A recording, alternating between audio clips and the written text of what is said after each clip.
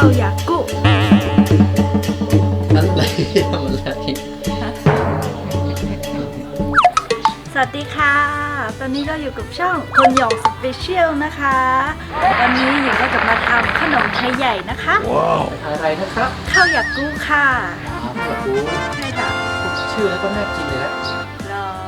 มันเป็นยังไงนะข้าวอยากรู้เนี่ยมันเป็นข้าวเอาข้าวมาทำนะคะข้าวเหนียวมาใส่น้ำอ้อยอะไรแบบนี้นะคะต้องดูกันแล้วต้องมาดูกันนะคะครับ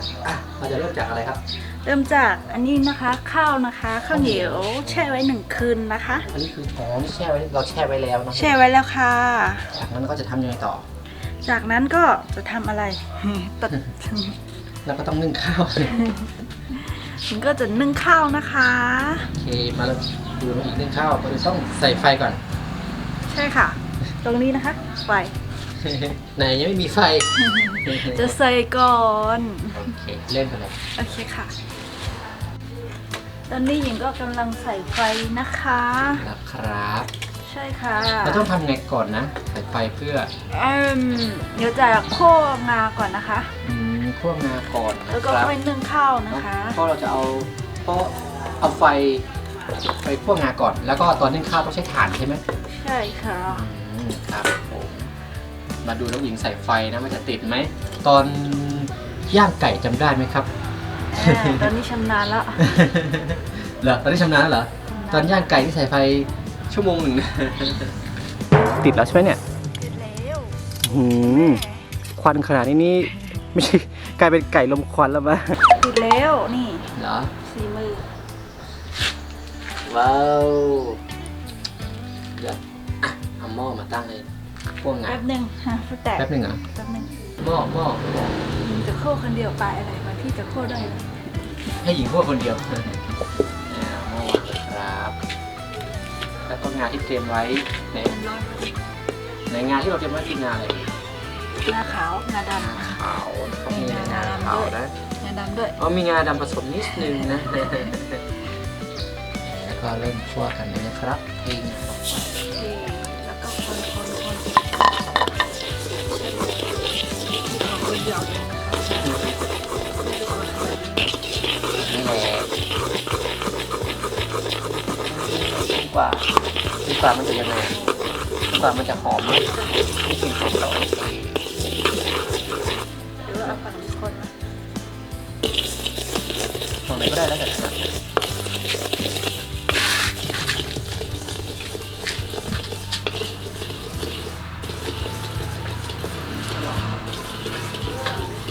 จะเปลี่ยนอย่างนี้ลูกจะไพ่เป็นเป่าค่ะคุณหยองพวกงาโอ้โหมีไก่แล้วมีไก่มีลาด้วยมีทำแบบไฟลุกได้ไหมไฟลุกเลยไฟลุกร้อนเอาไฟมาใส่อันนี้ไหมนี่สุกเลยเอาสูงจริงพ่อในหมดอดกินนะเอาต้มได้ใช่ไหมนี่นะเอาหวานนะครับไหนสวัสดีไงสุกแล้วก็ประมาณนี้นะเอาชิมดูสิอร่อยไหมร้อนให้แม่ชิมดูขาดไหมแม่ชิมด้วยโอเคแล้วสองซุปโอเคแม่บอกสุกแล้วนะครับแจ่มน้ำyes โอเคต่อไปเราจะเริ่มนึ่งข้าวแล้วเนาะโอเคใส่ถ่านก่อนนะครับต่อไปเราจะใส่ถ่านแล้วนะครับตอนนี้มีแม่มาช่วยพวกน้องหญิงทำคนเดียวไม่ได้นะครับเดี๋ยวจะกินไม่ได้นะ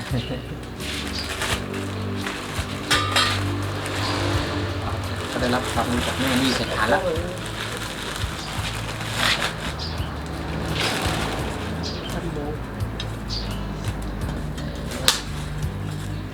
เดี๋ยวรอถ่านติดไฟก่อนนะคุณยงเนาะ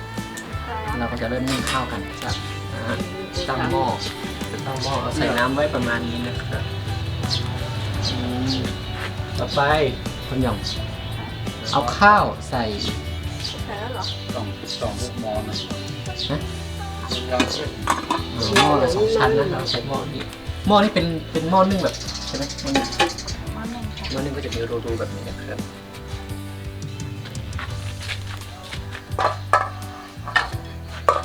เราจะเริ่มใส่ข้าวแล้ว เริ่มมือค่ะเนาะ ยิบออยเอาแม่ รีบเอาค่ะ ยิบออยใช่ไหมออยค้างนะลูกแนนเป็นลูกแนน ว่าตัดไปเราต้องค้างไว้กามแบบวางหัว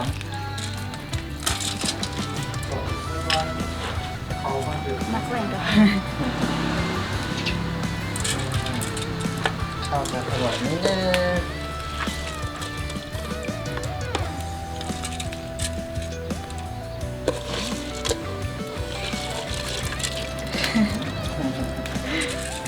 คือเพียง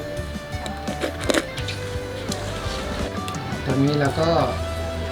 จะรอจนกว่าข้าวจะสุกเราก็จะเปิดดูเป็นระยะเนาะแล้วก็เปิดดูเป็นระยะก็จับดูว่ามันนุ่มหรือยังนะครับมันจะแม่เขาก็จะมอกจ่องพึ่งน่ะ ตัวก้อนหนูตัวก้อนออกมาของคนไรอ่ะ ก้อนก็ออกนู่นก้อนไข่ออก เนี่ยก้อนออกเลยนะ ก้อนอย่างออก ก้อนไหนเขาก้อนคืน ก้อนไผ่เหมือนนั่นอ่ะ หน้าก้อนไข่ นี่นะครับส่วนผสมของเราแรกต้มแรกเริ่มนะครับ ก็จะเป็นงาคั่วนะครับ เราใช้งาขาวนะครับผมก็จะเป็นน้ำอ้อยนะครับอ้อย ซึ่งเราจะไปนำไปเคี่ยวพร้อมกับน้ำตาลปี๊บแต่ก็แปลกเขาไม่ใส่ปี๊บมาเขาใส่ถุงมานะครับเราไม่ได้ซื้อนี่จะเริ่มเคี่ยวน้ำอ้อยแล้วใช่ไหมครับอุ้ยใส่ถุงจะเริ่มเคี่ยวน้ำอ้อยจะจับผิดอะไรเลยใส่น้ำอ้อยลงไปในหม้อแล้วนะครับ เอาน้ำตาล ปี๊บ คนบอกกัน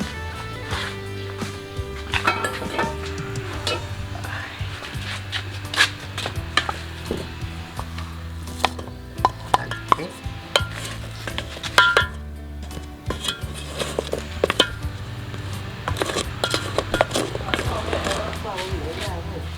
ออกกันค่ะฝุ่นมันเข้าตา มีฝุ่นที่ไหน ไม่ นะ ได้ร้องไห้ จะร้องไห้ใช่ไหม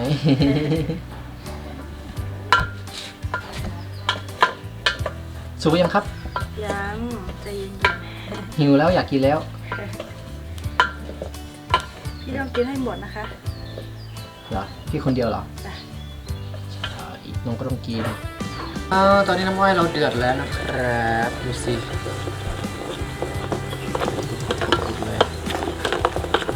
สุกแล้วใช่ไหมอันนี้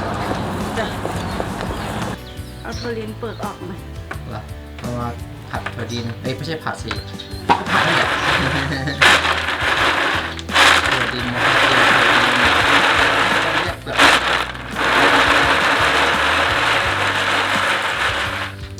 ไม่น่าเชื่อว่าคนหนึ่งจะทำเป็นได้นะครับ ครั้งแรกใช่ไหมโอ้โหที่ปีออกไปนี่คือถั่วดินใช่ไหมไม่ใช่เปลือกใช่ไหม เ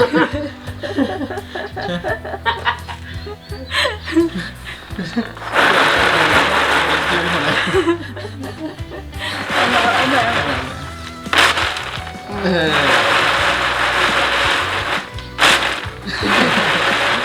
เปิดหมดละ เมื่อเหรอ นั่นดูเปิดขึ้นโต๊ะรู้ไปจังหันไหน นี่เหรอเปลือกโอเคเริ่มจะตำแล้วใช่ไหม ค่ะ ใส่ครบ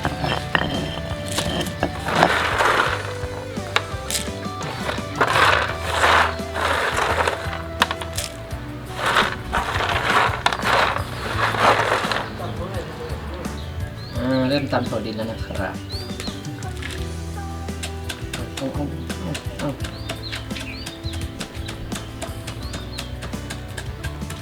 ละเอียดไหมละเอียดยังละเอียดยัง แม่ยัง ยัง ตำแป๊บเดียวเองทั้งหยด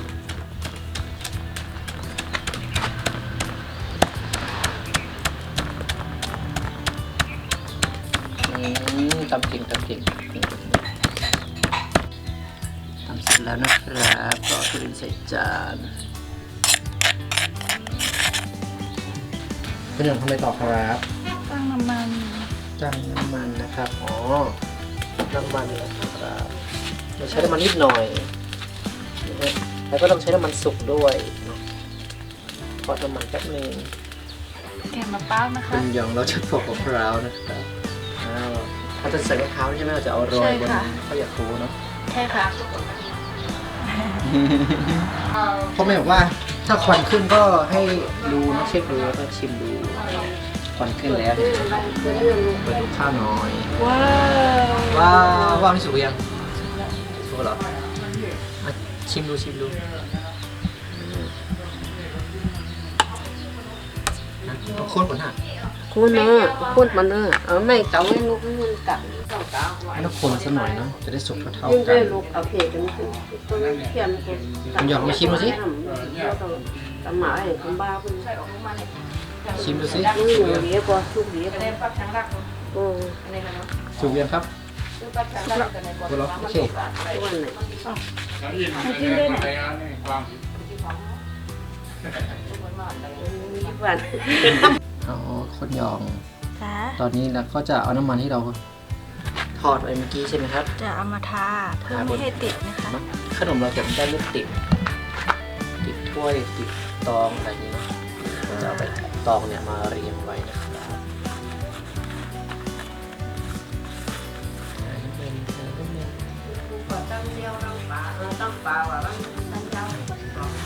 อ๋อ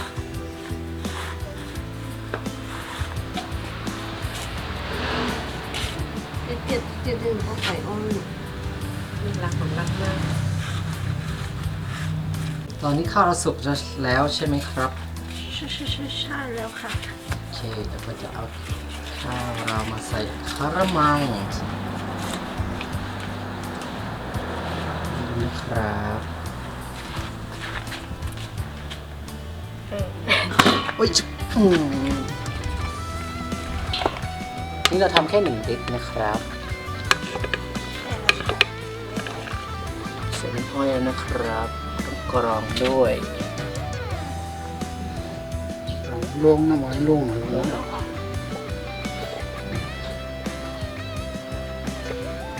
ต้องกรองกากน้ำอ้อยออกครับ ว่า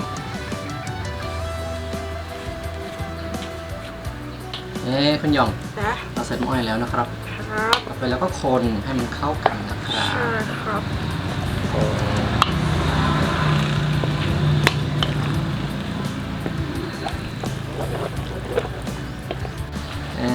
ระหว่างคนเราก็จะ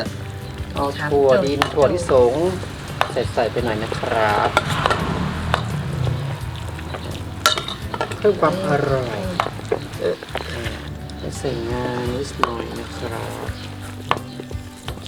ป้าอ้อยมันนี่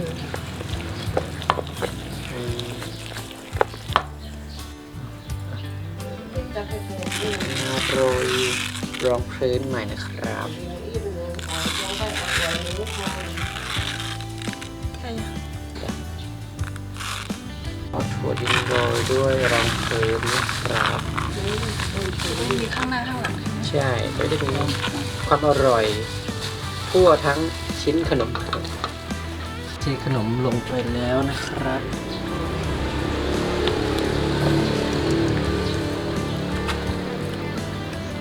ใช่น่ะกองลงกองยึดแปมไว้ น่ากินมากน่ากินมาก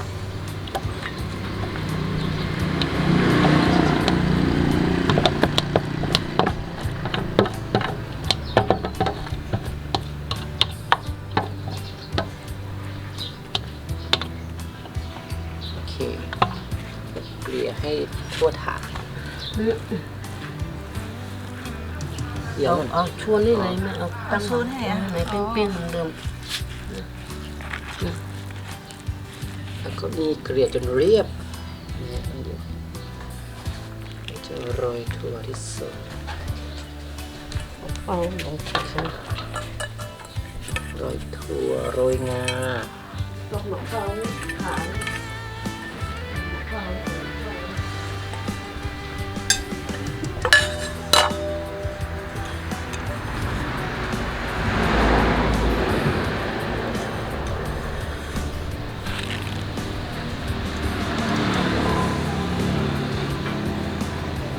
ผ่ามะพร้าวนะครับปอกมะพร้าวเสร็จแล้ว มะพร้าวเมื่อกี้ที่เขียวๆนะคะ นี่ นี่ผ่ามะพร้าวนะครับ เอาอันนั้นขุด ก็จะคนมะพร้าวน้องหญิงจะคนมะพร้าวนะครับดูคนอย่างเราคนมะพร้าวนะครับ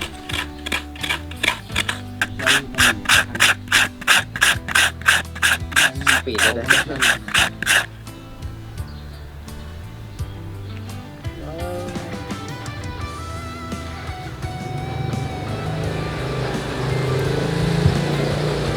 น่ากินมากเลยนะครับ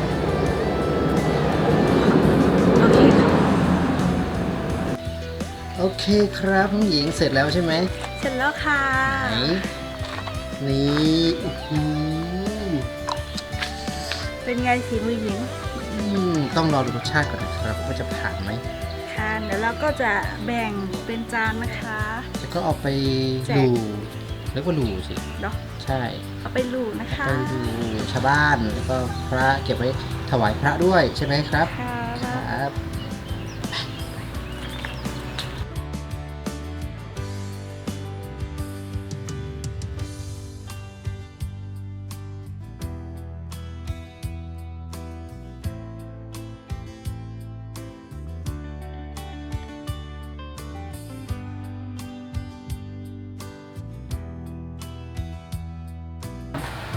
ค่ะคลิปนี้ก็ขอลาไปก่อนแค่นี้นะคะ ถ้าชอบคลิปนี้อย่าลืมกดไลค์กดแชร์กด subscribe ด้วยนะคะบ๊ายบาย